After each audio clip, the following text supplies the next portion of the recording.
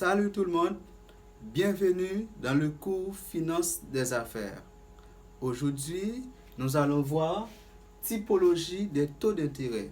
À titre de rappel, on a déjà vu dans une séance précédente la valeur de l'argent dans le temps, la notion de valeur et la valeur d'un actif financier, la valeur des capitales et la valeur d'un titre coté.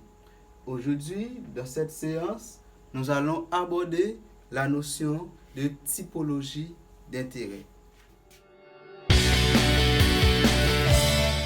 Avant de se lancer dans les premiers calculs financiers, il est important de disposer certaines informations sur le taux d'intérêt. Aujourd'hui, nous allons parler de typologie de taux d'intérêt. Nous allons voir le taux d'intérêt annuel, le taux d'intérêt fixe, le taux d'intérêt variable, le taux nominal et le taux réel. Le taux annuel, c'est le taux communiqué lors d'une opération financière. Si le taux doit calculer sur une période inférieure à une année, le taux correspondant sera calculé proportionnellement au taux annuel. Prenons un exemple du taux annuel. Si par exemple on a un taux de 6% qui est représenté comme étant le taux annuel. Si on vous demande de calculer, si on vous demande de calculer le taux mensuel et le taux trimestriel proportionnel. Si on a un taux annuel de 6%, on nous demande de calculer le taux mensuel et le taux trimestriel. Maintenant, pour déterminer le taux mensuel, d'abord, on doit diviser le taux annuel par 12. En divisant le taux annuel, c'est-à-dire le taux communiqué, le taux de 6%, par 12, on aura le taux mensuel. Donc, 6 divisé par 12, cela nous donne le taux mensuel. Ainsi que si on vous demande de calculer, par exemple, si on vous demande de calculer le taux trimestriel. Donc, vous le savez déjà, dans une année, il y a 4 trimestres. Si dans une année, il y a 4 trimestres, le taux annuel de 6% va diviser par 4 pour déterminer, pour avoir le taux trimestriel. Donc, on doit diviser, alors ça c'est le taux. En divisant 6 par 12, cela nous donne le taux mensuel. Taux mensuel. Et si on divise le taux de 6% par 4 trimestres dans une année, cela nous donne le taux trimestriel. Si on a un taux annuel de 6%, on nous demande de calculer le taux mensuel. On doit diviser le taux annuel, le taux de 6% par 12 pour avoir le taux mensuel.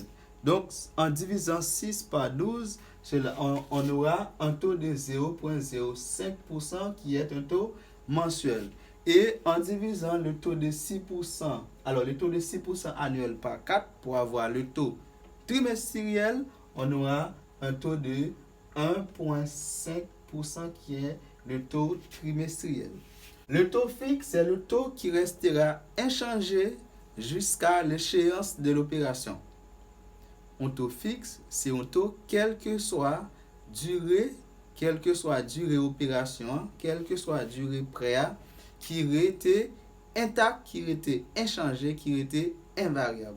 Et pour le taux variable, c'est un taux qui est susceptible de réviser selon le taux de référence du marché monétaire ou du marché boursier.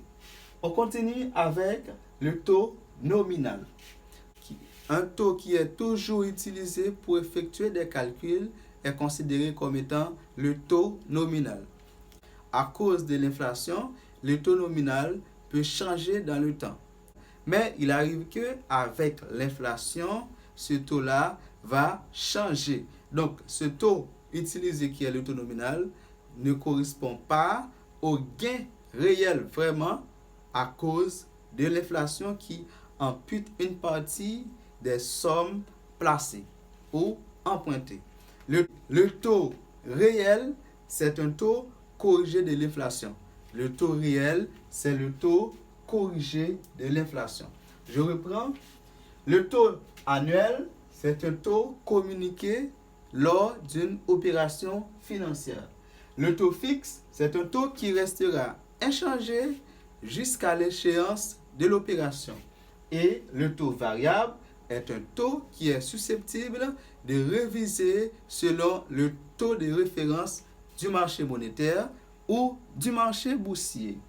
Et le taux nominal, c'est le taux utilisé pour effectuer des calculs. Le taux qui est toujours utilisé lors des calculs des intérêts. Maintenant, lorsqu'on corrige le taux nominal, ok, pour après l'inflation, alors le taux nominal corrigé s'appelle le taux réel. En d'autres termes, on peut dire que le taux réel, c'est le taux nominal corrigé de l'inflation. Calcul du taux réel.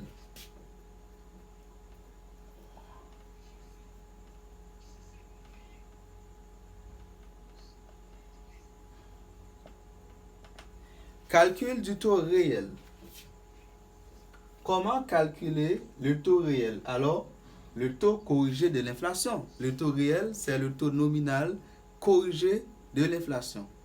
Désignons par T le taux nominal et par R le taux réel.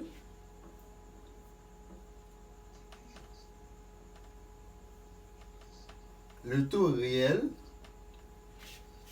et I le taux de l'inflation.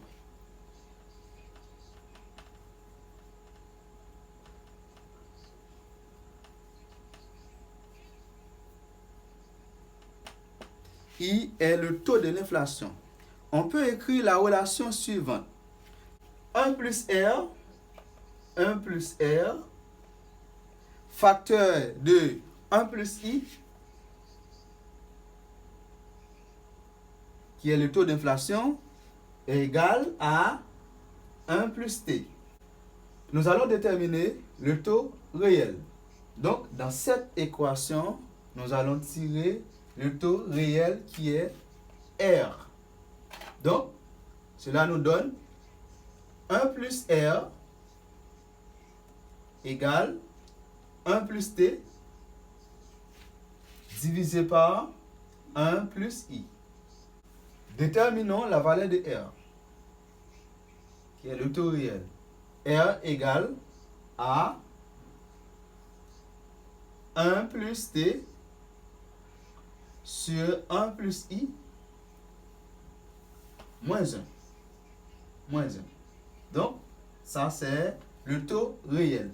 Donc, c'est-à-dire, si on a un taux nominal de T% et un taux d'inflation de I%, donc, vous allez avoir un taux réel de 1 plus T sur 1 plus I divisé alors sur 1 plus I moins 1. Donc, ça, c'est le taux nominal corrigé de l'inflation. Exemple, calculer le taux d'intérêt réel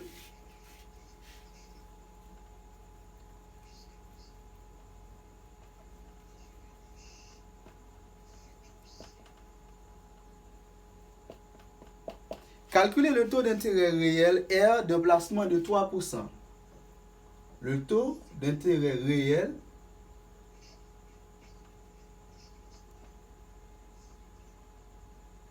de placement de 3%, sachant que le taux d'inflation est de 2%. Sachant que le taux d'inflation est de 2%. Le taux d'inflation est de 2%. Solution. Nous allons calculer la valeur de R en utilisant cette relation. 1 plus R, facteur de 1 plus I, le tout est égal à 1 plus T. OK? 1 plus R, facteur de 1 plus I, le taux d'inflation, on a le taux d'inflation qui est égal à 2%. 1 plus 0,02 égale à 1 plus T, le taux nominal qui est de 3%, 0,03. Maintenant, on a 1 plus R égale 1,0098. Ça, c'est 1 plus R qui est égal à 1,0098. Maintenant, pour déterminer la valeur de R, voilà, nous venons là, on dit que R est égal à 1,0098 moins 1. Moins 1, ok? R est égal à 0,0098 qui est sensiblement égal à 0,98%. Simplifions le calcul. En simplifiant le calcul, le taux R, le taux nominal R, qui est le taux réel, le taux nominal corrigé de l'inflation, est égal à T moins I.